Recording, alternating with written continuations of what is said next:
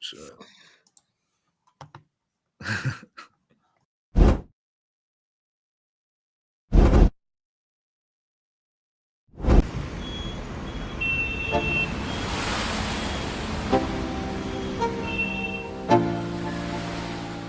Let's go. Yo. Get up, nah, I ain't a quitter. Toss me the ball, I'm a really big hitter. Big picture, I'm a straight killer. Rising the song to the highest bidder. Got juice, got gas, I'ma move fast. New shoes, new tracks, like who's that? I'm new, come back, better than last. Yeah, it's a new me, never gonna look back. Never gonna look back. Cause damn, I was built to last.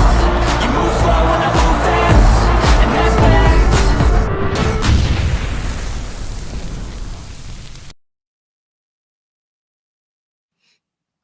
What up, Chicago Bears fans? This is Chicago Sports Podcast, Monsters of the Madhouse, the Monday edition. I am Dustin Jones. We got Sean Lugo over here, Brandon Duplessis. What up, fellas? How we doing? Oh, living the dream. Feeling good.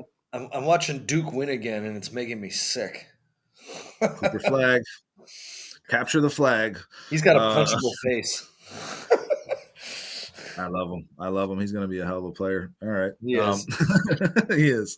I kind of forgot to play the intro there. Hopefully that all came across. But we're here to talk Bears, guys. We appreciate everybody for being here. Just want to say, make sure you hit that like button.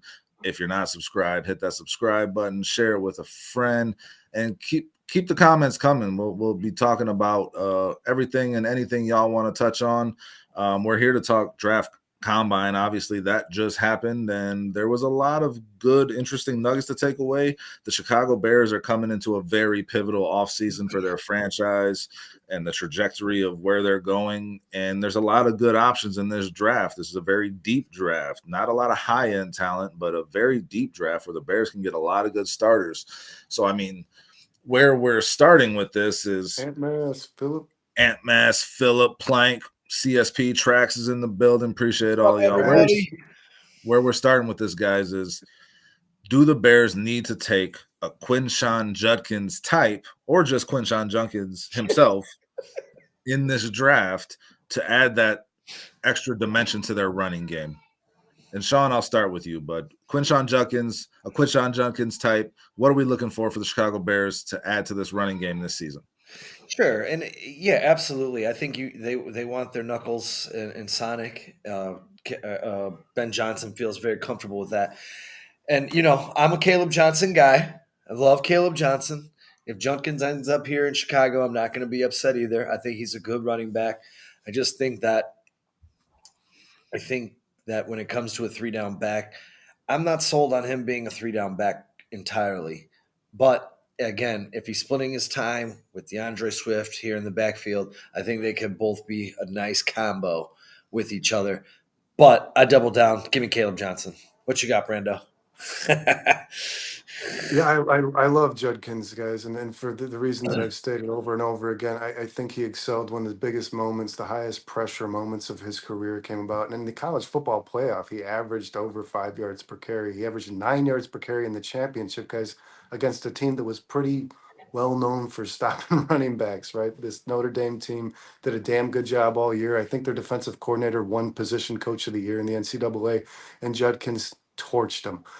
Sean, I'm going to disagree with you. I don't think we've seen what Quinshon Judkins is capable of because of the shared time he had. Obviously, we know Ohio State had two really quality running backs, so Judkins never really got the full haul. I think he's a guy who can rush for well over 100 yards per game in the NFL. Quinshon Judkins, guys, started at Ole Miss, transferred to Ohio State, averaged 5.5 yards per carry for his career in college, had 28 10-plus yard runs just this past season. The guy can break big plays. He is a hell of a grinder, which is what the Bears need. And I'll just say this: the Bears need that type of player. If it's Caleb Johnson, if it's Omarion Hampton, who's probably played himself out of the Bears draft area because he's played himself well into the first round with how he performed at the combine. But Judkins did run a 4.48 40, Sean. The guy has really done everything that has been asked of him. And like you said, if he can come along slowly in that spell role where between him and DeAndre Swift, you're keeping fresh legs, you could eventually roll him into that every down back as he grows into it. I personally think he's the best running back in this draft class, and he is most often compared to Joe Mixon, which I think is a very lofty comparison and one that he can live up to. When it comes to Judkins, again, I think that he did have that chance at Ole Miss because I believe he was quite alone. He was the number one back there. Yeah, he was alone in the backfield, and I'm trying to find his numbers right now at Ole Miss because I know he got a lot of wear and tear. Averaged about 270 carries a year, I believe, or something along those lines. They're at 270 carries. I'm trying to find it. I have it written down. He does have a little bit of wear and tear on him. I'm not all out on Judkins. I just like the player profile of a Caleb Johnson a little bit better. I don't think we'll be in the realm of a Hampton. I don't want Jeanty. I'm not a Jeanty guy. The one thing that, and I just said this on 4 Stars, Caleb Johnson reminds me a lot of Matt Forte. Give me a Matt Forte type running back in the Bears offense with DeAndre Swift. I'm going to be a pretty happy individual. And again, I mean, I guess Judkins can be that guy. I got his stats right here, Sean. 2022, 274 carries. 274 carries for 1,567 yards, 5.7 yards per carry, 16 touchdowns. 2023, 271. So you're spot on that 270 range.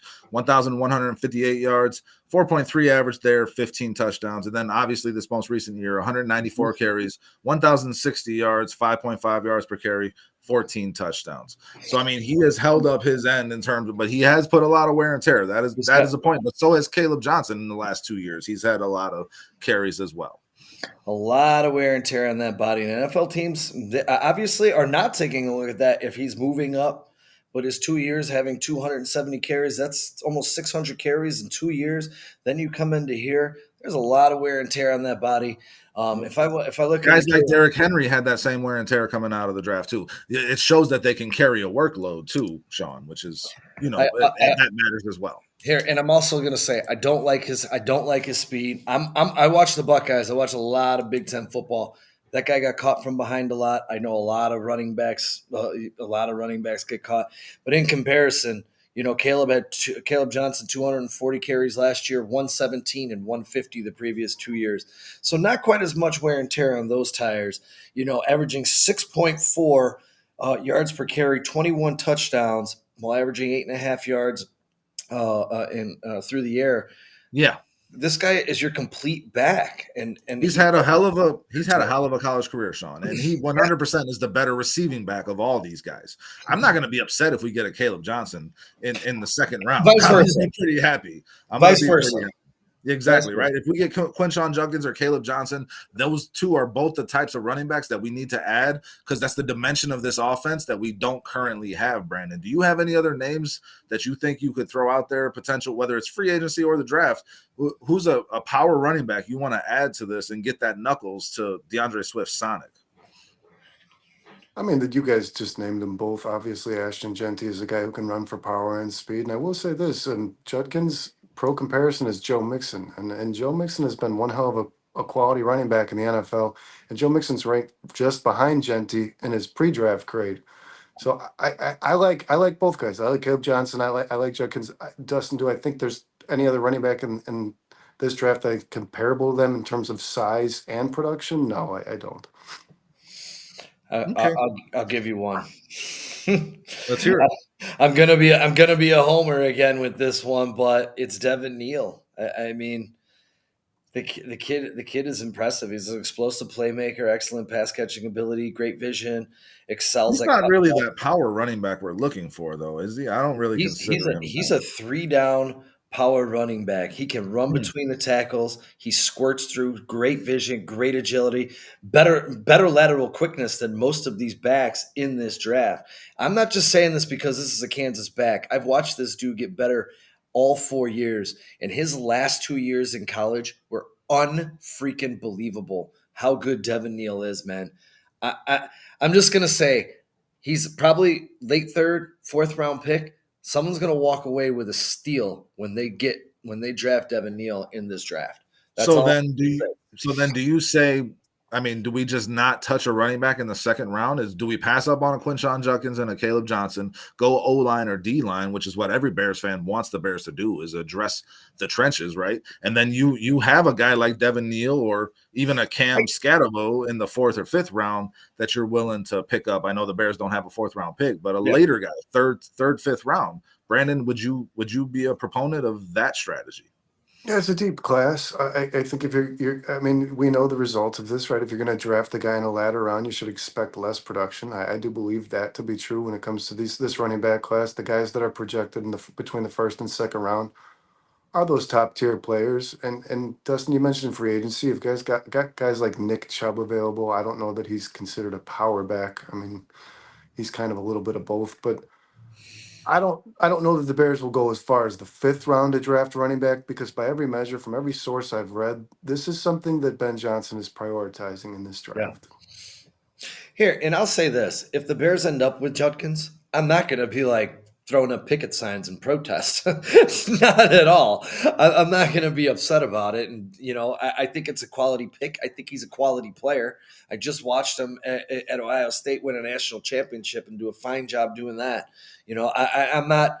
If the question was posed to me who I'd want more, obviously, Dustin, you're on the Judkins side. I'd be on the Caleb Johnson side. But I don't think you're losing with either player. So I personally believe that Quinshon Judkins, like I said many times, is the best running back in this draft. And I mean, time will tell. But regardless of anything, guys, I mean, whatever running back we take, whether it's in the draft or free agency, or if it's DeAndre Swift, we got to put a better offensive line in front of them to pass block, to run block, to make things easier on these guys. So if we're talking offensive linemen, there was a lot of guys that really acquitted themselves very well at this combine, Sean. Who's the guy that stands out to you for the Bears at that 10 pick, of who you would think that the Bears should address, who they should pick up at that 10 spot, offensive line wise? Because I think that's a kind of a predetermined thing that they're going O-line with that number 10 pick. Well, give them time. Well, we just kind of talked about it a little bit, and I wouldn't be opposed if the Bears went into free agency next week and they signed a couple of linemen and they used that 10th pick on a Ty Warren or an explosive playmaker that elevates the offense. If they address some of these needs by signing a Dahlman, a Zeitler, one of these guys that are free agents that will beef up the line and help protect Caleb Williams, then you just give him another weapon to add, with DJ Moore and Roma Dunze. I think I'd be okay with that because we kind of just talked about it. Best available for the team or best available player? We all agreed it's BPA. Best available player. Yeah, take the best available player. So I would say you patch this up in free agency. Let's get Tyler Warren in the building. Okay, so we're not taking an offensive lineman at 10. Brandon, if you were picking at 10 an offensive lineman, Sean wants to address it all in free agency. Zeitler is a guy I like.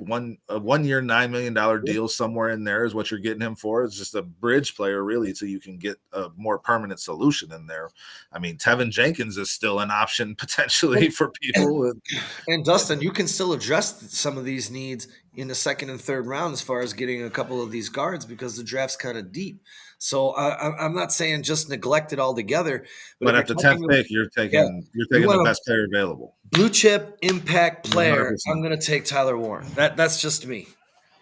Okay, Brandon. Especially really quick, if you can get a Donovan Jackson in, say, pick 39. I love Donovan Jackson in the second round. Hell of a versatile player. Brandon, if you're choosing between Will Campbell or Armand Membou at that 10 pick, two guys that are creeping up the board, the guys that are some of the best offensive linemen in this draft, who are you picking between those two? I hate to do it, but I'm gonna weigh the value of the position. I think that Will Campbell's the best tackle on the team. If he's the left tackle on the team, if he's drafted, I would take Will Campbell over Membou, even though Membou would be your best guard. But I would always take a tackle over a guard, especially since the tackle is projected to be a guard anyway. So if it didn't work at tackle, the guy could play guard. I do like Will Campbell a lot, Dustin. Sean, I know you're not his biggest fan. I do. Membou is a guy who's concerningly crawling up draft boards. His athletic profile is very strong. I don't. I'm a big. We've talked a lot, guys, about body of work versus the athletic scores. Campbell's put it on paper. He was one of the highest graded linemen in the country out of high school. I don't know where Membou was. I believe Will Campbell was somewhere. He was a top 15 player in high school coming out. Campbell was an immediate starter at left tackle at LSU as a true freshman and held that job for the entirety of his career and went 27 games at one point of his career, guys, without allowing a sack. that is a true fact for Will Campbell. Let's hear what you guys think in the chat. Throw WC for Will Campbell. Go ahead. Yeah, WC for Will Campbell or AM for Armand Membou, guys. Throw it in the chat. And I'll throw another option out there for you, a TB for Tyler Booker. Who do you guys want? Booker. Who do you guys want? If the Bears are taking an offensive lineman at number 10, we got some really good options to improve this offensive line. But if you're choosing between Will Campbell, Armand Membou, or Tyler Booker, who are you going for? TB for Tyler Booker, WC for Will Campbell, or AM for Armand Membou. And while you're at it, guys, hit that like button. Make sure you're subscribed if you haven't already. And keep the comments coming. We appreciate all of y'all for being in here. So, Alan, thanks for coming back. Alan says, hey, guys, I'm back in the chat. We appreciate you, Alan. Hey, Alan Bober, what up, man? Thanks to everybody for being in here. Cocaine Bear says WC. He wants Will Campbell. He's a hybrid athlete. He had a hell of a 40-yard time for his size, guys. He's a great mover. He's got great technique. His arm length is going to make him a guard in the NFL, most likely. Allen says TB. And if you're going guard, guys, that's who, like you just said, Sean, I'm going Tyler Booker because he's played guard. He's been the best guard in college football for years now, and he's going to translate very well to the NFL. He's not going to have to change positions. And like I've said this on our show previously, if you put him in a phone booth with a guy, he's the guy that's going to come out on top. He is a mean dude that will beat the hell out of whoever is across from him. You know, in terms of pulling, he's not the greatest. That's something he's going to have to work on. But in terms of beating up the guy across from him, he's the guy I want. Will Campbell lifted 660 pounds. I don't know if it was for the combine. It was prior to the combine, but that is outrageous. So this guy has massive strength too. He's a great athlete. Great athlete. Very strong. It's concerning when everyone that does this for a living, Brandon, is saying that he's going to play guard, and he'll be an all-pro guard is what they're saying, but that he cannot play that tackle position. We got a vote for WC from Crooked Commish. That's Will Campbell. Will Campbell for Plank. Track says he likes Tyler Booker, but they really are talking up Membou. Membou moving to that guard position, Sean. That's an interesting potential transition, or do you see him staying at right tackle and a team identifying him as their future right tackle? I think a team that can identify him that he hasn't needed a right tackle, I think Membou would be a very good right tackle in this league for a long time. And as Brandon was just stating a few minutes ago, if it doesn't work out for him, he does seem to have the athletic profile to be versatile and kind of move into that guard position and have a long career. Yeah. So I like Membou. I don't like that he went to Missouri, but I do like Membou altogether. I think he's a very good prospect in this draft. The Jets could identify him as the guy they want at 7. If they don't trade up for a quarterback, they need a right tackle badly. And another guy that we haven't brought up, guys, that played right tackle at Minnesota, Ariante Ursary, who's another supreme athlete who's getting talked up a lot, could potentially fall to the second round. I think he'll be a first-round pick, but you have options not just at number 10. We talked about Donovan Jackson in the second round, right? You talk about Gray Zabel, who could be a late first, early second guy. Who are some other guys in the second round? Ariante Ursary could fall to the second round and could be a guy that moves to guard as well. Are there any other guys, Sean or Brandon, that you think could be offensive line targets in the second round? Say our 10 pick goes defensive line, goes Mason Graham. We need to address the offensive line in the second round. Who are you eyeballing, guys?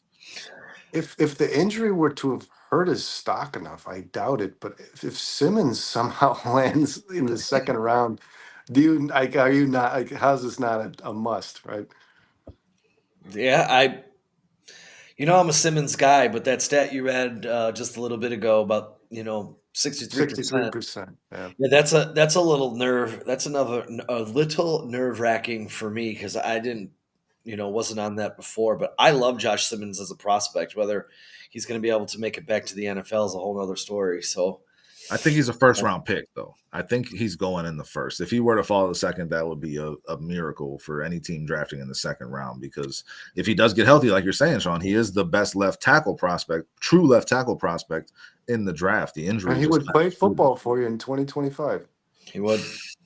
One other guy no one's talking about, and I'm gonna butcher his last name from Arizona, is that Saviani.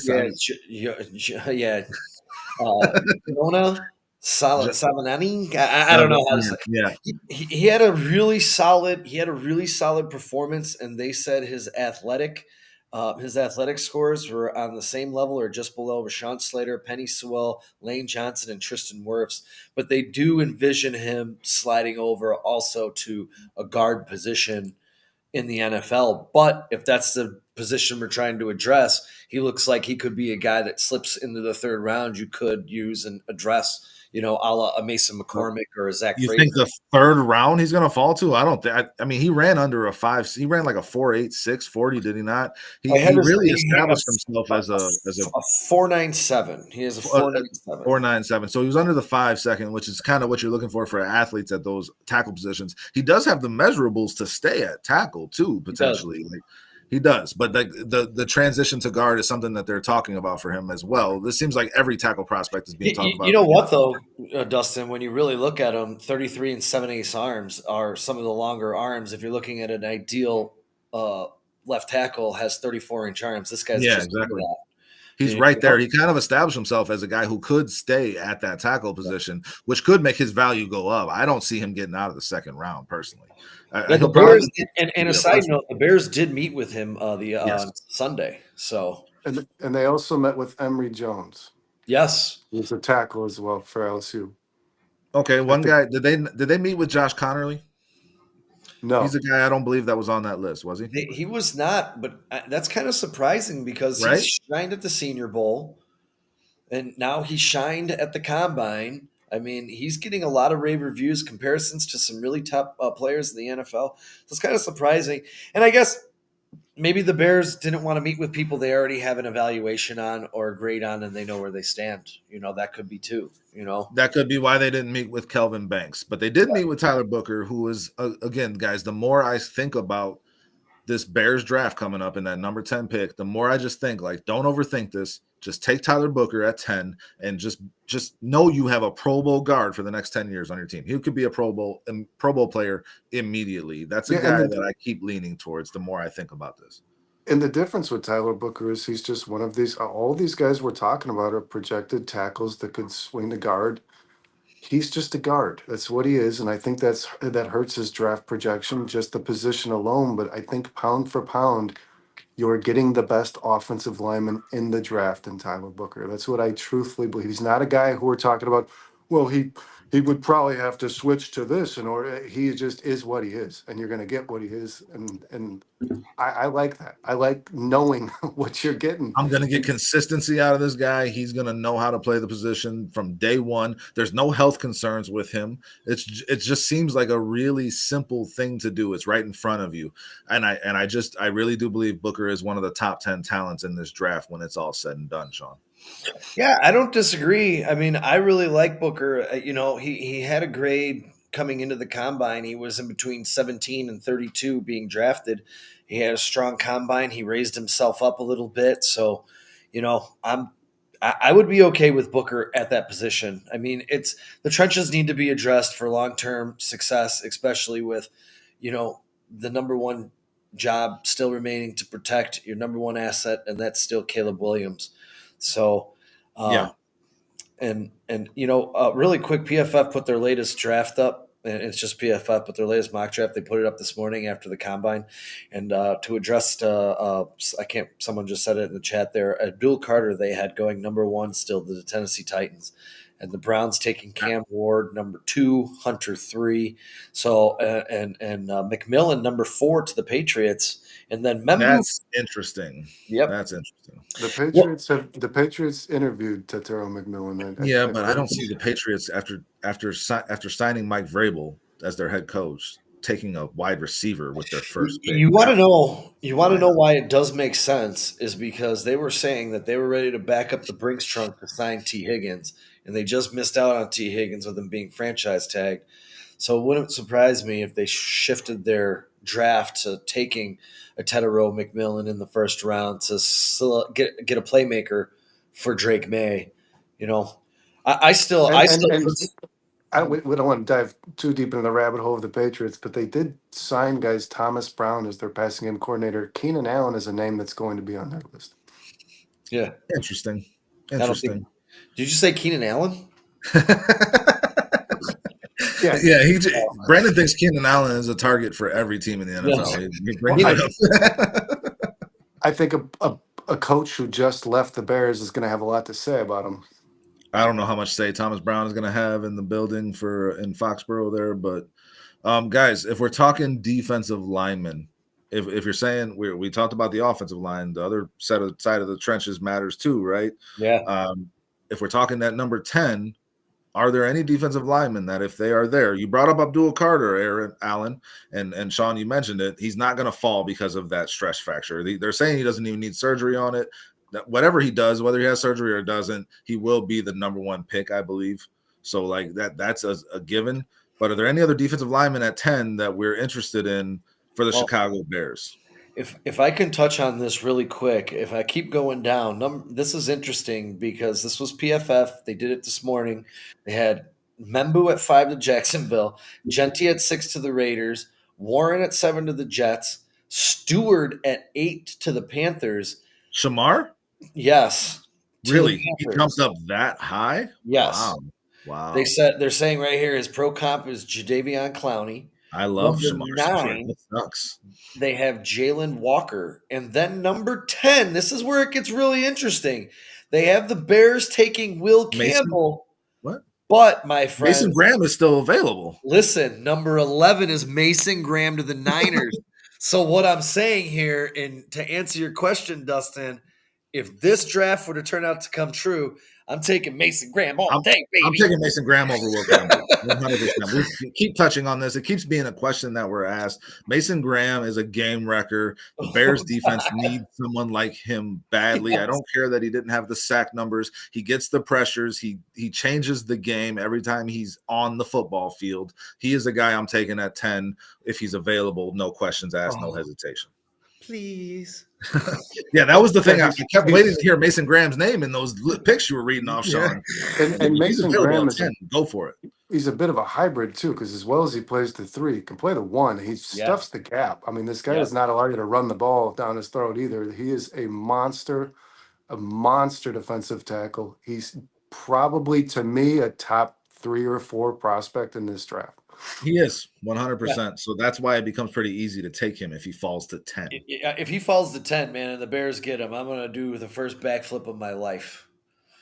I'm going to be there to see that, Sean. And then Sean's going to immediately go into surgery. Another back surgery, damn it. And Track says some trade back targets for the Bears in the first round. Kenneth Grant, another defensive tackle out of Michigan, the Mason Graham's running partner. Walter Nolan, who I am a big fan of, and I would take him over Kenneth Grant, I believe. Mikael Williams is a guy I like a lot. I like his transition to the NFL, like his side speed strength combination and how that will translate to the NFL. And James Pierce Jr. kind of killed the combine, guys. He had a great athletic score, great 40 time, hell of a lot of speed. And he's a guy who was a top 10 guy potentially last year, if you're talking about draft profile, who had a bad season productivity-wise, and that's kind of knocked him. But are any of these guys of interest to you guys if you're talking about a trade back scenario? And I'll throw one more out there. Nick Iwinmori out of why am I blanking on? South Carolina, I believe. South Carolina, yes, the safety. He's the Bears, I think, need a safety a lot more than we realize. I don't know what this Jaquan Brisker thing's going to turn into, and I love that guy. I would probably take Iwinmori over all of these guys, but I like everyone on Track's lists here as well. Yeah, I'm a big fan of Walter Nolan. If you were to trade back, get some more draft capital, and still land a player like Walter Nolan, I wouldn't be upset with Ryan Poles. I agree. But yeah, I think Iwinmori is a guy that should be high on Bears fans' list in a trade back scenario. He dominated the combine. I think he's the best safety in the draft. I like him over Starks. I do. And I just think that if the Bears do put themselves in a trade back scenario where they get to the middle of the first round and they accrue some extra draft capital, that's a guy I'm targeting first, Sean. So I agree with you there. Yeah. And I'm trying to see if even where he fell in this draft to these guys. He fell Got to to be in the first round. Yeah. 18 to the Seahawks. Their new Cam Chancellor. He mentions Xavier Watts, the Notre Dame safety. Xavier Watts is probably the third best safety in this draft, guys. Really solid. He's really good too. Solid season last year. Yeah, he's really good too. They do have Josh Simmons falling 25 to the Texans, and then Starks going 26 to the Rams, and they had Tyler Booker going 22nd to the Chargers. Here's an interesting thought, because you're talking about some guys that are potential targets. We talked about at 10 still being available in the middle 20s. What if the Bears take Tyler Warren or Mason Graham at 10, Sean and Brandon, and then they take those 2 second-round picks and turn them into a middle 20s first-round pick? I have proposed this so many times, and nobody's been a big fan of this idea, and I don't mean you guys personally. I mean, you're only losing one chat in any chat, but I see most of the players that we've all identified, guys, on all these podcasts are in that middle to kind of late middle first round.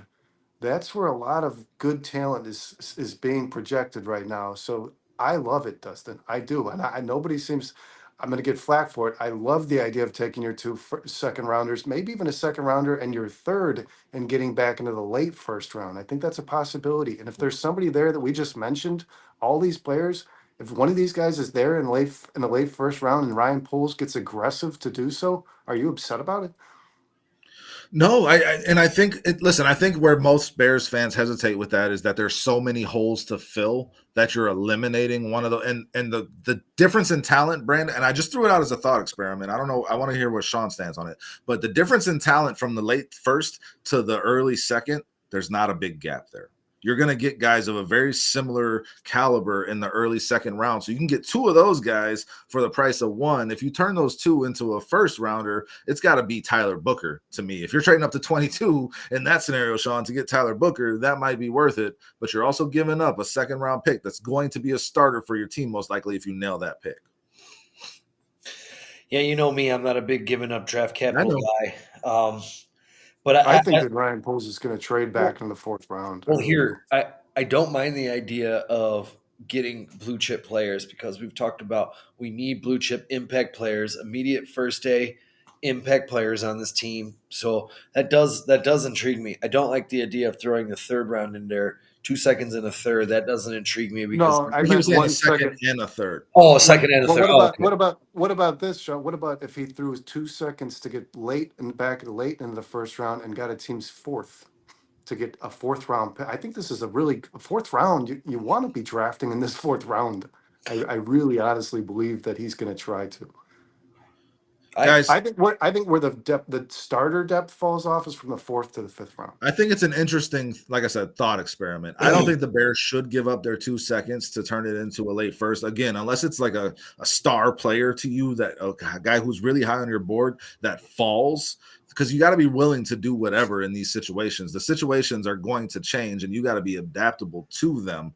But just in principle, just looking at it without knowing who's available, turning those 2 seconds into a late first, I feel like there's not a lot of value difference between those 2 seconds and a 29 pick in the first round. I don't think there's a lot.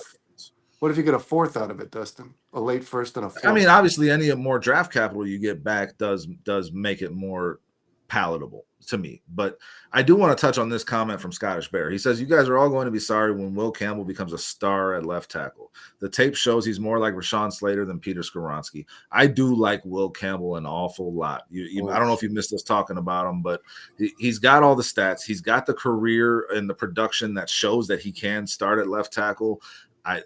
Everyone talks about his arms. I really don't want to hear it. I think he'd be the best left tackle on this Bears team if the Bears were to draft him, and I'm not against it at all. I would go for Will Campbell if other people were off the board at 10. I really would. I know Sean doesn't necessarily agree with that because of the arm length. I think Brandon and I are pretty simpatico on this. I don't agree for a lot of reasons when it comes to 27 games without allowing a sack, Sean, at left tackle in the SEC. You can look at that and say Kelvin Banks let up one sack over the past 2 years. It doesn't mean exactly. He's a hell of a player too. He's not the prototypical left tackle that you want, or they're saying they don't. Here, I'm going to tell you why I'm not a fan of him as soon as I can get to it. Here we go. As an O tackle, height 50 percentile, weight 60 percentile, arm length 7 percentile, hand 13 percentile, 70 percentile or better at the position is a good grade. At offensive tackle for Will Campbell, he's below every expected expectation. When it comes to offensive guard, when you move him to guard, what is it? 87th at height, 69th at weight, 23rd at arms, and 22nd at hands. I'm sorry. I know a lot of people are big on this guy, but when you look at his comps compared to other guards, he does compare. His scores did come out to Peter Skoronski, Cody Mauch, and Connor Galvin.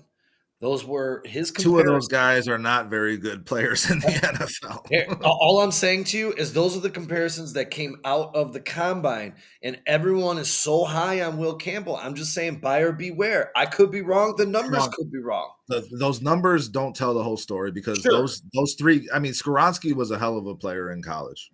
But I don't think any of them are on the level of production that Will Campbell has been at LSU. But what do all three have in common? Their arm length.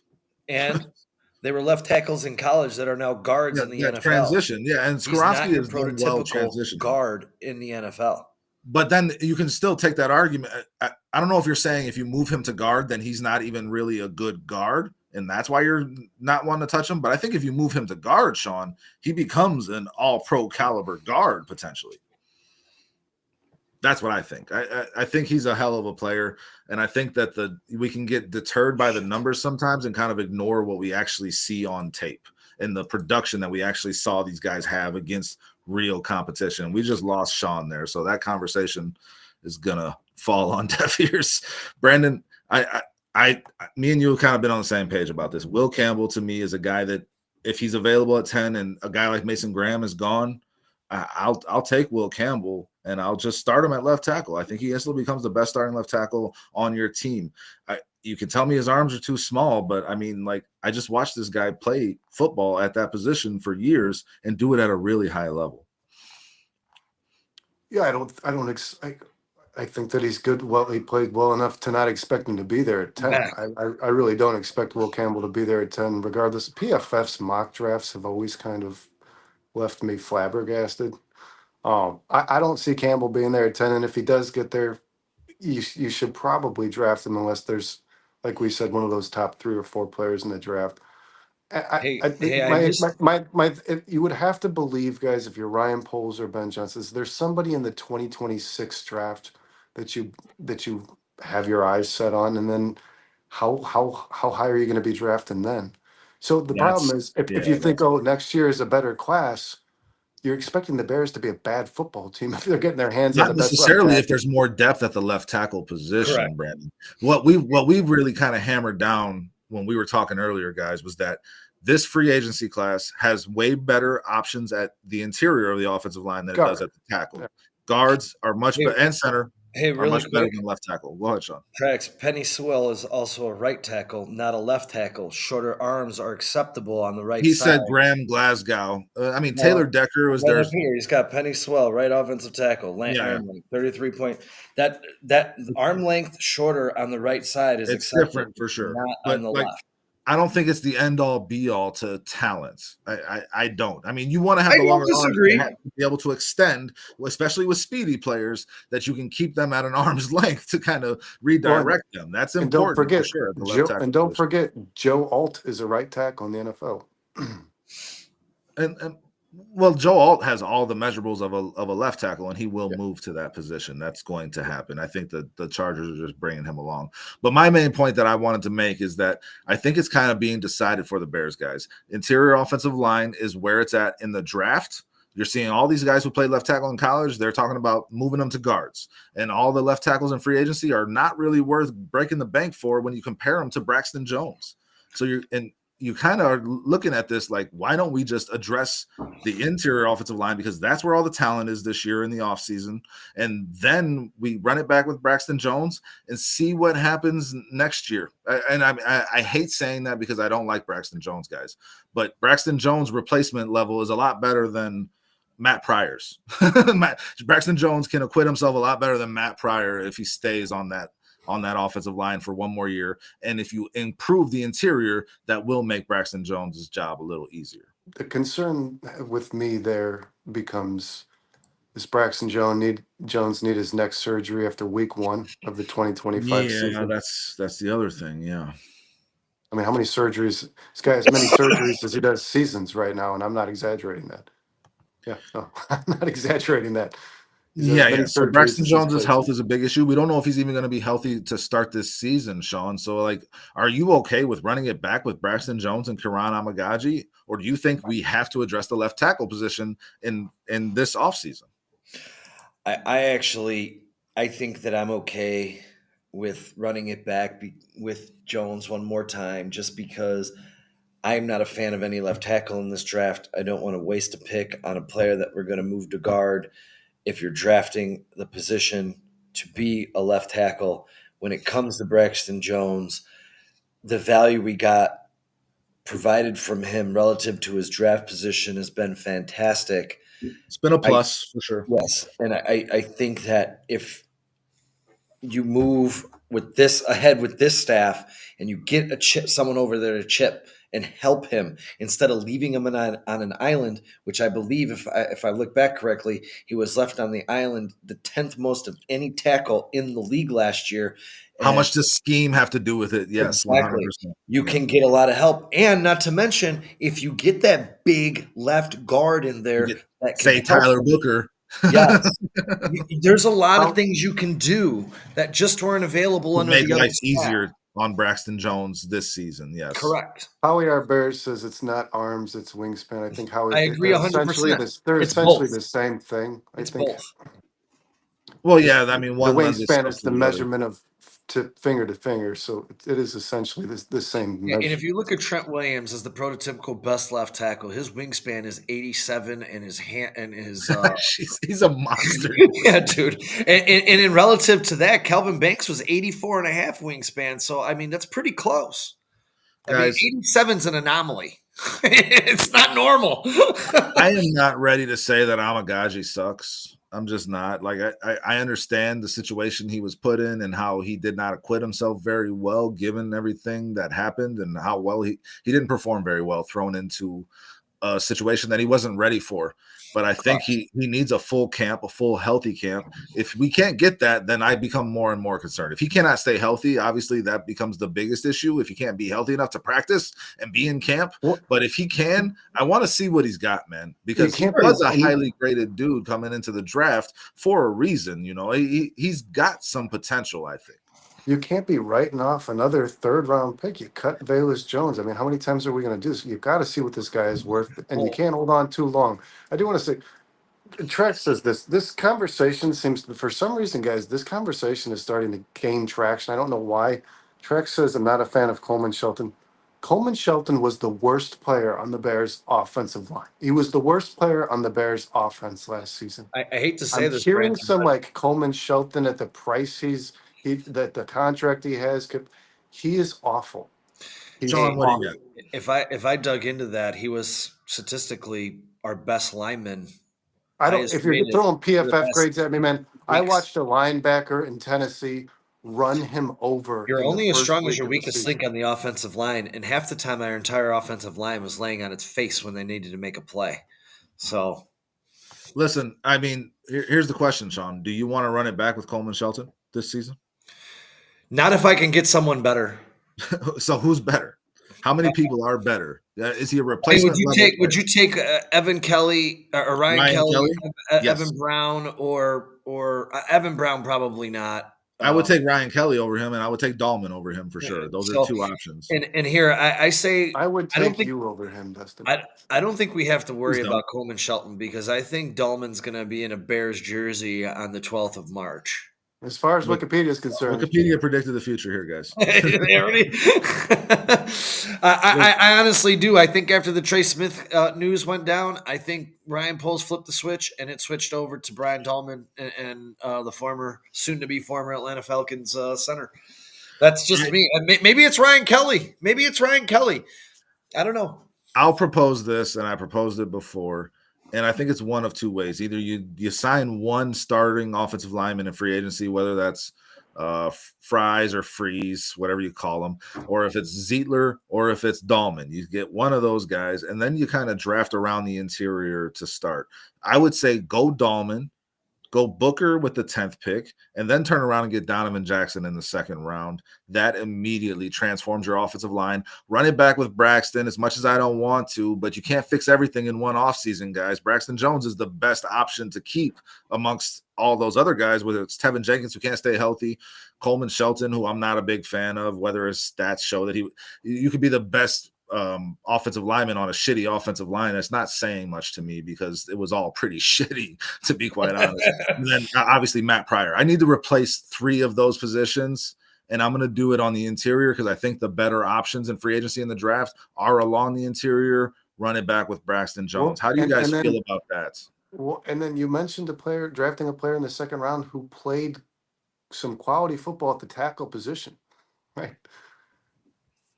I love that. Yeah, he played. Like, is there a potential to take him in the second round and make him your starting left tackle? No, he's a guard in the NFL.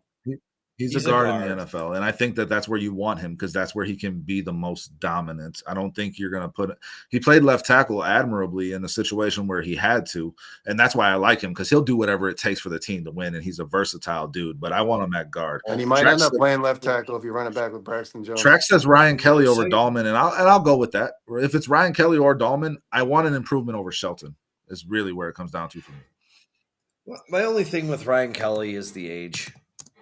Yeah, I want some continuity on the offensive line. I want someone that's going to grow in this offense with our quarterback.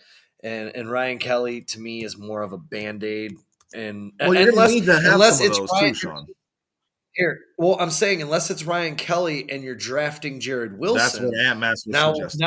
Now we're in business. Now we're in business. Are you signing? But Brian Dahlman is 26 years old with our new line coach and our new professional coaches. Maybe they can help him evolve. He's still Cocaine Bear continues to point out that his health was a concern in Atlanta and that he was not the greatest at snapping the ball. Do you have any concerns about those things? I don't know anything about the snapping. I've done a lot of workups and read-ups on him. I've never heard that he has been a bad snapper. I'm not saying he's not, but don't get me wrong. Don't get me wrong. You could very well be true. I don't have anything that says he's not or he is. So I'm more or less just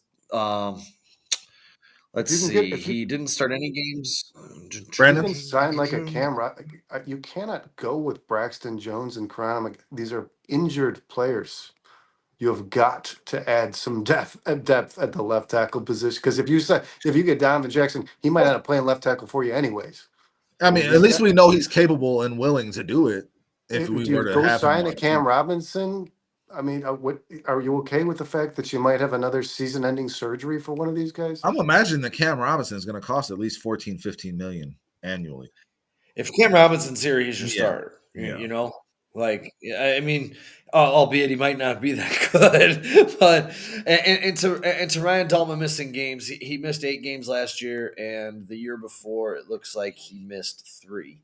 He started all games in 2022. Okay, so that has been an issue for him. Now, but here's my thing. If you guys are saying we're not going to sign this guy because he's injured, he's not going to sign this guy, you guys aren't signing anyone. Players in the NFL get hurt. That's just the name of the game, man. I mean, Dre Greenlaw was running off the sideline and blew his ACL. Would you never sign him to a contract because he had a freak injury? No, you're probably going to sign that guy because he's awesome. Well, I'm also going to want a discount based on the type of injury that it is, and if it could be recurring. While we're on that subject, what is the possibility that the Bears re-sign Tevin Jenkins? I don't think it's very good. I heard, I read today. Who was that? Was it?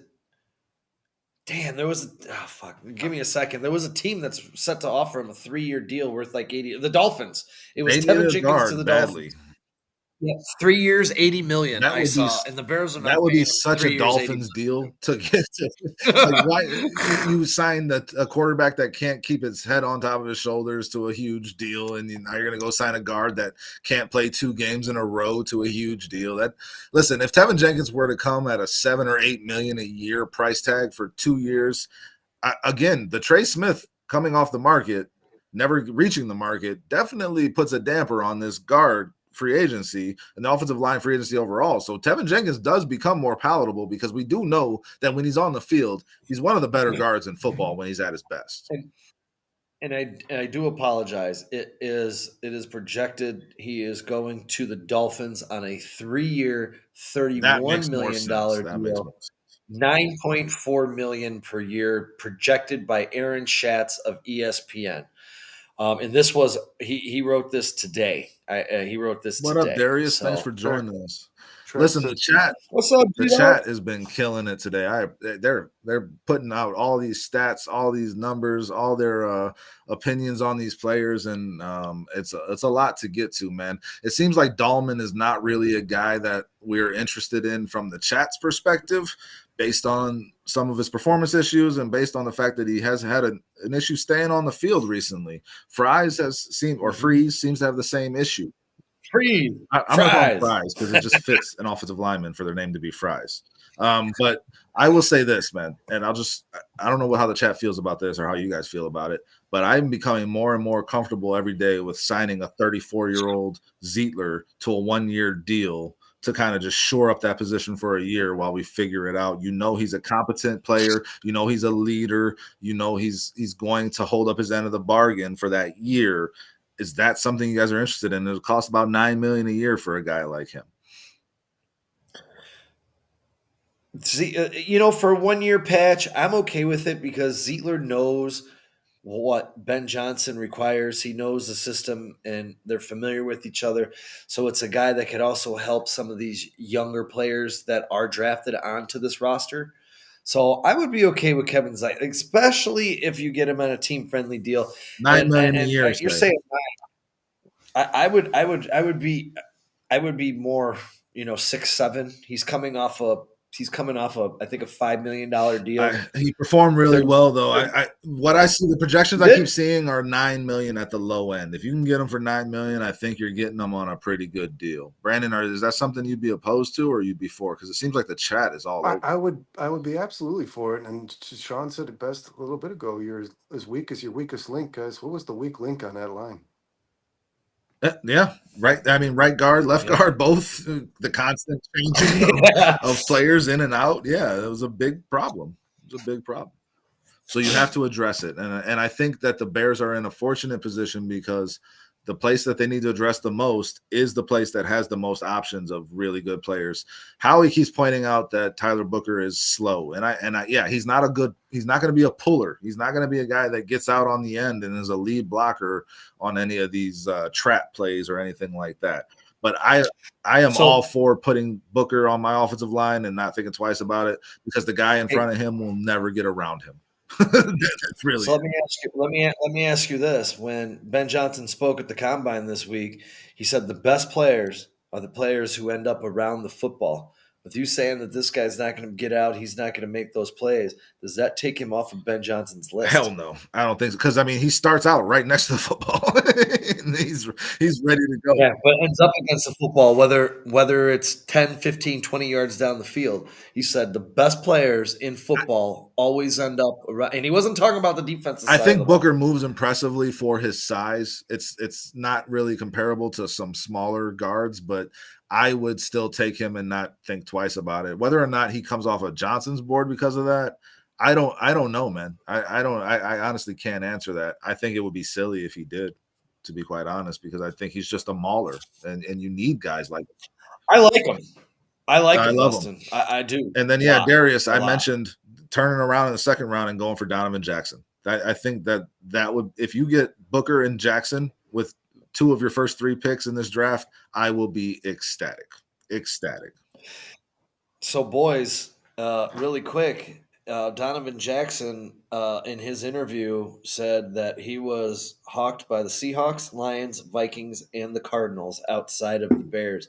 So this guy is being sought after by 2 teams in our division who had very long impressions on him, and they made vice versa. So this guy could end up in our division, especially saying that these guys are able to pick at the end of the first round. And if you don't re-sign 35-year-old Kevin Zeitler, what's your need in Detroit? Is it a guard at the end of the first round if Booker's there? So, and same with Minnesota. Minnesota's a little bit higher in the first round. Listen, I don't think that Donovan Jackson is sneaking into the first round. You might need to trade up in the second round. Who knows? It's possible, but I think Donovan Jackson is going to be firmly planted in the second round. And based on team need, I mean, they are picking 28th. That's almost the second round. And speaking of Detroit, and I don't know if Booker will be there at 28. No, yeah. Listen, there's so much in the works here. Howie's a really big fan of Membou and Connerly. Connerly's a guy I would consider in a trade back scenario. Membou is a guy that I like, and we've brought him up, and I've seen him mock drafted to the Bears by multiple people. He's got a very good skill set. He showed out. Physically talented player, 100%, and he's played tackle and guard. So he's a guy that if the Bears trade back, potentially they could get him. But we also got guys just saying, take him at 10. Trax is saying it right now. Just take Membou at 10. And so, I mean, we had some votes for Will Campbell. We had some votes for Tyler Booker. We had some votes for Membou. Do you guys think that of any of those 3 players, we could go wrong if we added any of those 3 players at 10? I just don't know what need Membou fills on this team. He's going to be your right guard, probably. You don't need a tackle. You don't need the right tackle. He's not going to play left tackle. That's what I'm 100%. Saying. He would be moved to guard. I don't know that I am, Dustin. I'm trading back because if a top 10 pick, the way I'm going to die on this hill. You take the best player available. I don't think those guys would be at the 10th pick in the draft. We're not saying Booker at left tackle, Howie. But we want Booker to just play left guard, and that's. I'm with Darius. What's Darius saying? Membou's cool, but not at 10. Yeah, for sure. Like if it's a trade back, but here's the thing, guys: the way he performed at that combine, he could potentially go to the Jets at 7. He could go. You just read a draft from PFF that had him at number 5 to the Jaguars, right? Yeah. So or he could go 7 to the Jets, and they put him at right tackle. So it's possible he's not even available there. I hope he goes to the Jaguars and Mason. I hope Mason Graham drops to 10 because Membou jumped into the top 10. That would be amazing. Again, I think we're all on the same page that if Mason Graham and Will Campbell are both there at 10, I'll take Mason Graham, and then I'll address offensive line in the second round with Donovan Jackson and somebody. Sean's watching Kansas play. That's what's happening. Sorry, guys. I'm double tasking here. Now we just got an and 1. We cut it down to 3, but we got a 1-point lead, and Houston immediately went on a 5-0 run. Listen, guys. The Bears are going to have a very interesting offseason, whether it's Will Campbell, Membou, Tyler Booker, and whether it's Quinshon Judkins or Caleb Johnson in the second round of that draft at the running back position, or Tyler Warren at 10.